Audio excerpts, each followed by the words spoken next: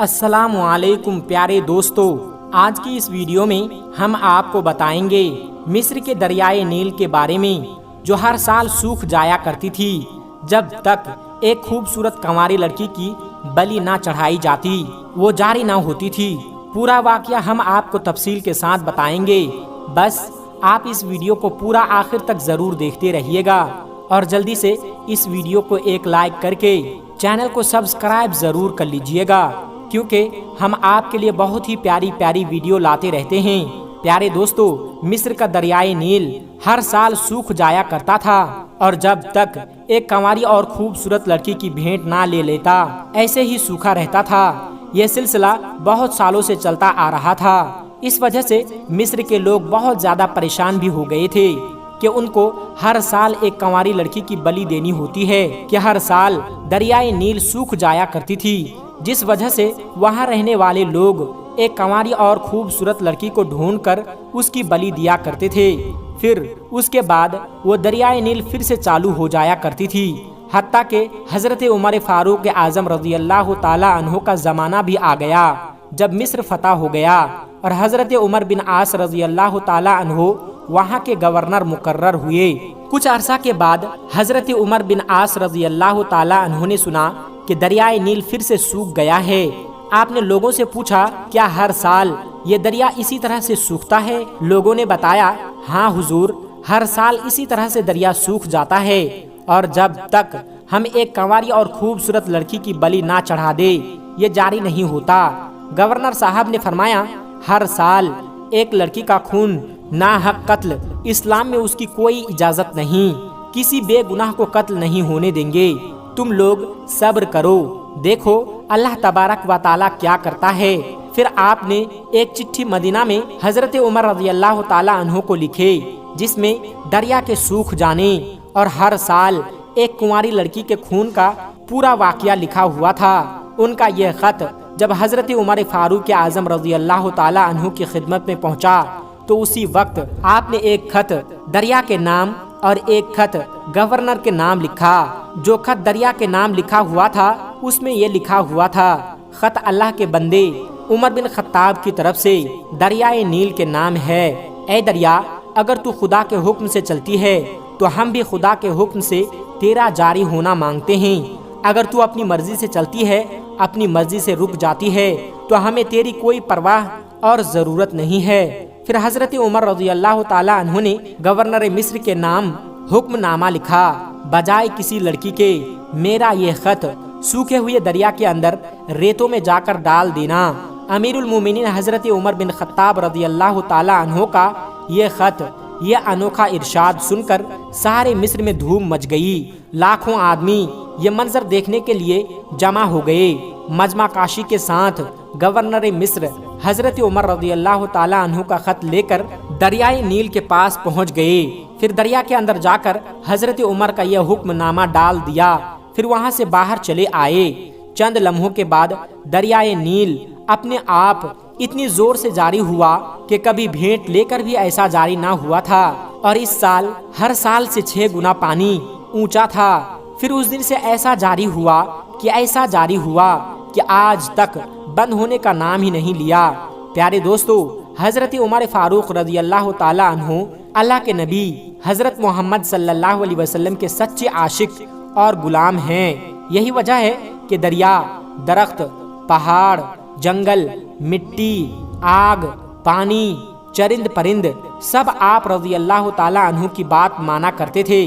آپ کی حکومت بادلوں پر تھی، اور آج ایک ہم وہ انسان ہیں جن کی بات ہوا تو کیا انسان بھی نہیں مانتے، اس لیے کہ آج ہم نام کے مسلمان رہ گئے ہیں، لیکن اسلام اور ایمان سے ہم خالی ہیں۔ ہم مومن تو کہلاتے ہیں، لیکن ہمارا سینہ ایمان سے خالی ہے۔ اگر آج ہم بھی اپنے سینے کو ایمان سے بھر لیں، اسلام کے سچے تابعدار بن جائیں، نبی پاک حضرت محمد صلی اللہ علیہ وسلم کے سچے عاشق اور غلام بن جائیں، تو آج پوری دنیا پر ہماری حکومت ہوگی۔ اقبال نے آج سے سالوں پہلے کیا کہا تھا، آج جو ہو ابراہیم سا ایمان پیدا، آگ کر سکتی ہے انداز گلستہ پیدا، کی محمد سے وفا تو ہم تیرے ہیں، یہ جہاں کیا چیز ہے، लौह कलम तेरे हैं। प्यारे दोस्तों, ये वाक़या आपको कैसा लगा हमें कमेंट सेक्शन में ज़रूर बताइएगा। दोस्तों, आगे हम आपको एक मुस्लिम लड़की का वाक़या सुनाने जा रहे हैं जो बहुत ही ज़्यादा इबरतनाक है, इसलिए इस वीडियो को आगे भी देखते रहिएगा। दोस्तों, आप सभी के लिए एक मुसलमान लड़की के हवाले से बड़ा ही अजीब व गरीब वाक़या लेकर आया हूँ कि एक मुसलमान लड़की तालाब में नहा रही थी। ऐसे वक्त में एक डाकू की नज़र जब उस मुसलमान लड़की के ऊपर पड़ी तो ऐसे वक्त में कौन सा अजीब व गरीब वाक़या देखने को मिला जिसको सुनने के बाद यकीनन आपके रोंगटे खड़े हो जाएंगे। इस वाक़या को सुनने के लिए वीडियो को आखिर तक ज़रूर देखिएगा और वीडियो को एक लाइक करके चैनल को सब्सक्राइब ज़रूर कर लीजिएगा।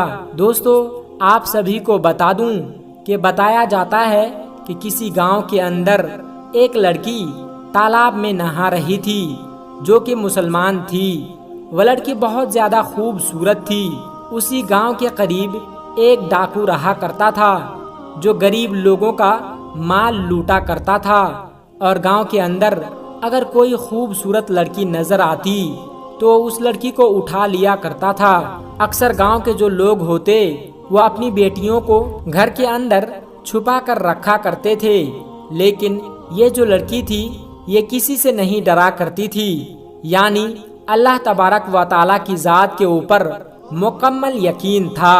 और यह लड़की यह बात कहती थी कि मेरी हिफाजत करने वाला सिर्फ अल्लाह है, मुझे घर के अंदर छुप के बैठने की ज़रूरत नहीं। अल्लाह बड़ी शान वाला है, सबसे बड़ा अल्लाह ही है, वही मेरी मदद करेगा। दोस्तों, आप सभी को बता दूं कि एक जो वो लड़की थी वो तालाब में नहाने के लिए गई। ऐसे वक्त में जब डाकू का गुजर हुआ वो उसी तालाब से हुआ। ऐसे वक्त में जब डाकू की नज़र उस लड़की पर पड़ी तो वो तो उस लड़की का दीवाना हो गया। उस लड़की को आज तक डाकू ने नहीं देखा था। वो लड़की इतनी खूबसूरत थी कि जिसको देखने के बाद डाकू के दिल के अंदर मोहब्बत जाग उठी। अब डाकू किसी भी हालत में लड़की को पाना चाहता था। आपको बता दूं कि डाकू ने अपने साथियों से ये बात कही कि फौरन ही एक खत लिखो और खत लिखने के बाद उस लड़की के बाप के पास भेज दो। दोस्तों, आपको बता दूं कि वह खत लेकर डाकू के जो साथी थे वो फौरन ही उस लड़की के घर पहुंचे और वहां जाकर लड़की के बाप को वो खत दिया। दोस्तों, आपको बता दूं कि लड़की के बाप ने जैसे ही वो खत पढ़ा ऐसे वक्त में उसके पैरों तले ज़मीन खिसक गई। यानी आपको बता दूं कि खत के अंदर ये बात लिखी हुई थी कि मुझे तुम्हारी बेटी बहुत ज़्यादा पसंद आई है, मैं तुम्हारी बेटी का दीवाना हो चुका हूँ और इसीलिए आज रात तुम अपने घर को छोड़कर कहीं और चले जाओ। मैं आज रात तुम्हारे घर आऊँगा और तुम्हारी बेटी के साथ रात गुजारूंगा, यानी तुम्हारी बेटी के साथ गुनाह करूंगा। और साथ में ये भी लिखा हुआ था कि अगर तुम छोड़कर नहीं गए तो ऐसे वक्त में तुम्हारे खानदान वालों को कत्ल कर दूंगा। प्यारे दोस्तों, बाप ने जब ऐसी बातें सुनी तो उसके आंखों में आंसू आ गए।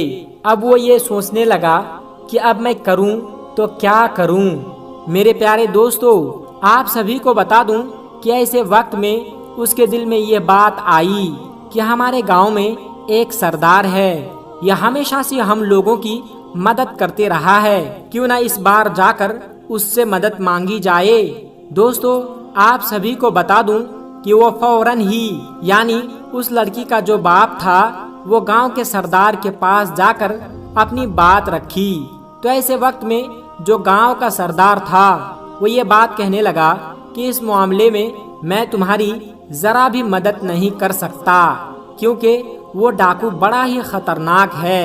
ऐसे वक्त में मैं अगर तुम्हारी मदद करूंगा तो वो मेरे भी खानदान वालों का कत्ल कर देगा और मेरी भी एक नौजवान बेटी है, अगर उसकी नज़र उसके ऊपर पड़ गई तो यकीनन उसको भी नहीं छोड़ेगा।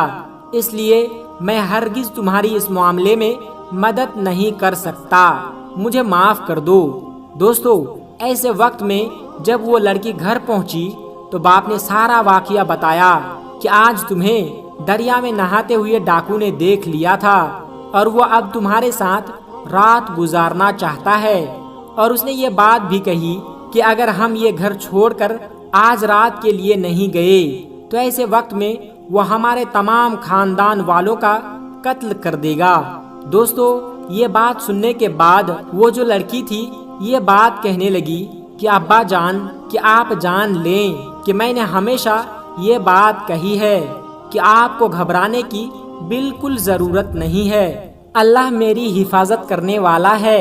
اب تک اس نے مجھے بچا کر رکھا تو آگے بھی مجھے بچا کر رکھے گا۔ آپ بے فکر ہو کر گھر چھوڑ کر آج رات کے لیے چلے جائیے۔ یقیناً جو ہوگا بہتر ہی ہوگا۔ اللہ جو کرتا ہے وہ اچھے کے لیے ہی کرتا ہے۔ دوستو، باپ نے جب اپنی بیٹی کی یہ باتیں سنی تو ایسے وقت میں وہ اپنی بیٹی کو اللہ کے بھروسے چھوڑ کر وہ گھر سے باہر نکل آیا۔ آپ کو بتا دوں کہ جب رات کا وقت آیا تو ایسے وقت میں ڈاکو لڑکی کے گھر پہنچا، اور پہنچنے کے بعد جب وہ لڑکی کے قریب پہنچنے لگا تو ایسے وقت میں برابر والے گھر میں ایک لڑکی قرآن مجید کی تلاوت کر رہی تھی اور اس کی آواز آنے لگی، جس کا ترجمہ یہ تھا کہ ہے کوئی مجھ سے معافی مانگنے والا؟ میں بڑا کریم ہوں، میں بڑا رحیم ہوں، میں ہوں بڑا معاف کرنے والا۔ دوستو، قرآن کی ان آیتوں کو سننے کے بعد ڈاکو جو تھا وہ کانپنے لگا۔ وہ بہت ہی زیادہ پریشانی کے عالم میں آ گیا اور اس وقت لڑکی سے یہ بات کہی کہ ہرگز میں تمہارے ساتھ گناہ نہیں کر سکتا۔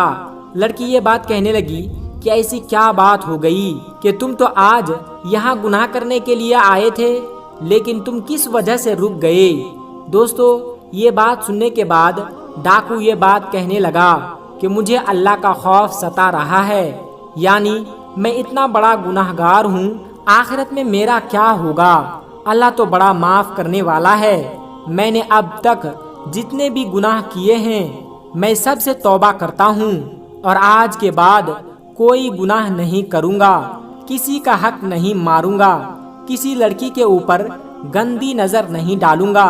دوستو، یہ بات کہتا ہوا فوراً ہی وہ گھر سے باہر نکل آیا۔ ڈاکوؤں کے ساتھی نے جب ایسی حالت میں دیکھا تو وہ حیران ہوئے اور یہ بات کہنے لگے کہ آپ کو کس چیز کا خوف ستا رہا ہے؟ آپ سے دنیا ڈرتی ہے اور آپ کس سے ڈر رہے ہیں؟ اس وقت ڈاکو کہنے لگا کہ مجھے کسی کا خوف نہیں ہے سوائے اللہ تبارک و تعالیٰ کے، جو بادشاہوں کا بادشاہ ہے۔ میں نے آج سچے دل سے توبہ کر لی ہے، کیونکہ مجھے معلوم ہو چکا ہے کہ اللہ بڑا معاف کرنے والا ہے، بڑے سے بڑے گناہوں کو معاف کر دیتا ہے۔ اس لیے میں نے سچی توبہ کر لی ہے اور آج کے بعد میں کبھی کسی لڑکی کی طرف گندی نظر نہیں ڈالوں گا اور آج کے بعد کبھی کسی غریب کا حق نہیں ماروں گا۔ دوستو، اتنا سوچنے کے بعد اس کے دل میں یہ خیال آنے لگا کہ اللہ تبارک و تعالی مجھے کیوں معاف کرے گا؟ میں نے تو غریبوں کا حق لوٹا ہے، تو تمام جتنے لوگوں کا میں نے حق لوٹا ہے ان سب کا سامان واپس کر دینا چاہیے۔ اور یہ بات سوچتے ہی سب سے پہلے اس کے دل میں ایک یہودی تجارتی کا خیال آیا اور سب سے پہلے اس یہودی تجارتی کے پاس پہنچا۔ جب یہودی تجارتی نے ڈاکو کو دیکھا تو یہ بات کہنے لگا کہ اب یہاں پر کیوں آئے ہو؟ سب کچھ تو تم لوٹ کر لے کے گئے ہو، اب کیا مجھے بھی لوٹ لے جاؤ گے؟ تو اس وقت ڈاکو کہنے لگا کہ ہرگز نہیں، اب میں تمہیں لوٹنے کے لیے نہیں آیا ہوں، بلکہ جو میں نے تمہارا سامان لوٹ کر لے گیا تھا وہ تمام سامان واپس لوٹانے کے لیے آیا ہوں۔ میں نے سچے دل سے توبہ کر لی ہے، کیونکہ اللہ تبارک و تعالی بڑا کریم ہے، بڑا رحیم ہے، وہ سب کو معاف کرنے والا ہے۔ میں نے جو گناہ کیے ہیں میں اس پر شرمندہ ہوں، اس لیے تمام سامان لوٹانے کے لیے آیا ہوں۔ دوستو، یہ جو یہودی تھا وہ فوراً ہی یہ بات کہنے لگا کہ میں تمہیں تبھی معاف کروں گا کہ جس وقت تم میرا سامان لوٹ کر لے جا رہے تھے۔ تو اس وقت ڈاکو کہنے لگا کہ ہاں، مجھے بتاؤ کہ وہ کون سی بات ہے جس سے تم مجھے معاف کر سکتے ہو۔ دوستو، اس کے بعد اس یہودی نے یہ بات کہی کہ سامنے جو ٹوکری رکھی ہوئی ہے اس کے اندر سونے کی اشرفیاں رکھی ہوئی ہے، وہ اشرفیاں لے کر آ جاؤ۔ تو دوستو، آپ کو بتا دوں، وہ جو ڈاکو تھا وہ فوراً ہی ٹوکری کے پاس گیا اور اس ٹوکری سے جا کر وہ سونے کی اشرفیاں جو تھا اس کو لے کر آ گیا۔ دوستو، جیسے ہی اس یہودی نے سونے کی اشرفیوں کو دیکھا تو یہ بات کہنے لگا کہ میں بھی کلمہ پڑھ کے مسلمان ہونا چاہتا ہوں۔ یہ بات سننے کے بعد ڈاکو جو تھا وہ بڑا ہی حیران ہوا کہ بھلا ایسے کیا بات ہو گئی کہ تم تو یہودی ہو تو تم کیوں مسلمان ہونا چاہتے ہو؟ ایسی کیا بات ہو گئی، مجھے بتاؤ۔ دوستو، تو ایسے وقت میں یہودی کہنے لگا کہ دراصل آخری نبی یعنی پیغمبر حضرت محمد صلی اللہ علیہ وسلم نے ارشاد فرمایا تھا کہ اگر کسی شخص سے اللہ تبارک و تعالی راضی ہو جائے اور وہ اس وقت سچی توبہ کر لیتا ہے تو اگر وہ شخص مٹی کو بھی چھو لے تو مٹی بھی سونا بن جاتی ہے۔ دراصل جس ٹوکری کے نیچے سے تمہیں سونے کی اشرفی لانے کے لیے کہا تھا اس ٹوکری کے اندر ایک بھی اشرفیاں نہیں تھی، دراصل اس کے نیچے تو سانپ رکھا ہوا تھا۔ میں یہ جاننا چاہتا تھا کہ اگر تمہاری توبہ قبول ہو چکی ہے تو وہ جو سانپ ہے وہ سونے کی اشرفیوں میں تبدیل ہو جائے گا، اور اگر تمہاری توبہ قبول نہیں ہوئی ہے تو ایسے وقت میں وہ سانپ تمہیں ڈس لے گا۔ لیکن پیارے آقا حضرت محمد صلی اللہ علیہ وسلم کی بات بالکل صحیح ثابت ہوئی، یعنی کہ تم یقین کے ساتھ اس ٹوکری کو اٹھانے کے لیے گئے تھے کہ اس کے اندر اشرفی ہے، اور اللہ تبارک و تعالیٰ نے تمہاری توبہ کو قبول کر لیا تھا، اور اللہ نہیں چاہتا تھا کہ کسی بھی طریقے سے تمہیں وہ سانپ نقصان پہنچائے۔ تو اس وقت وہ سانپ سونے کی اشرفیوں میں تبدیل ہو گیا۔ اصل میں اس ٹوکری کے نیچے تو کوئی بھی اشرفیاں نہیں رکھی ہوئی تھی۔ اس چیز سے اندازہ ہو گیا کہ اللہ تبارک و تعالیٰ نے تمہارے سارے گناہوں کو معاف کر دیا ہے، تمہارے توبہ کو قبول کر لیا ہے، اور اس لیے میں اسلام قبول کرنا چاہتا ہوں۔ تو دوستو، اس طریقے سے ایک یہودی نے اسلام قبول کر لیا۔ دوستو، جو سچے دل سے توبہ کر لیتا ہے تو اللہ تبارک و تعالیٰ اس کی توبہ کو ضرور قبول کرتا ہے اور اسی طریقے سے اسے معاف کر دیتا ہے۔